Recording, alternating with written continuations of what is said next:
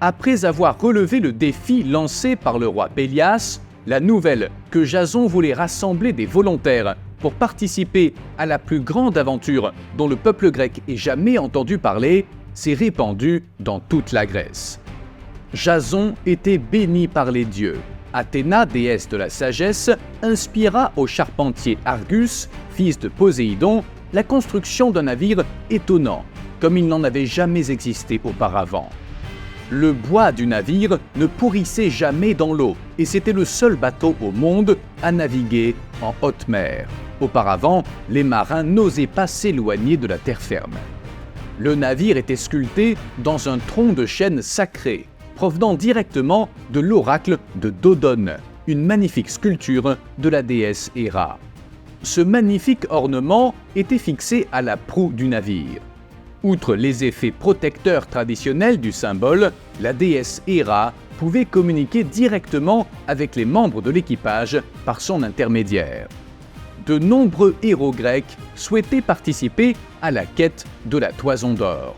Parmi eux se trouvait le célèbre Hercule, accompagné de son ami Hylas et le glorieux Thésée qui avait vaincu le Minotaure. De Sparte arrivaient les Dioscures, c'est-à-dire les frères jumeaux Castor et Pollux, frères de la belle Hélène, celle qui sera à l'origine de la plus célèbre guerre de la mythologie grecque. Les fils d'Éaque, Télamon, père d'Ajax le Grand, et Pélée, père d'Achille, se sont également présentés. Orphée, célèbre fils du dieu Apollon, est arrivé avec sa lyre, rejoint par le chasseur expert Méléagre.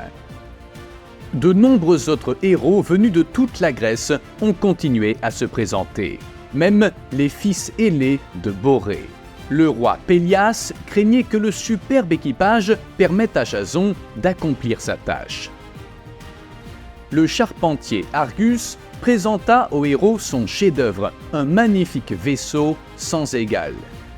En l'honneur du constructeur, l'équipage baptisa le navire Argo et se proclama les Argonautes. Jason proposa une élection ou une loterie pour désigner le capitaine et le chef de l'expédition. Mais les héros n'avaient aucun doute. Jason devait les diriger et fut acclamé chef des Argonautes. Des sacrifices furent faits aux dieux pour qu'ils bénissent et protègent les Argonautes.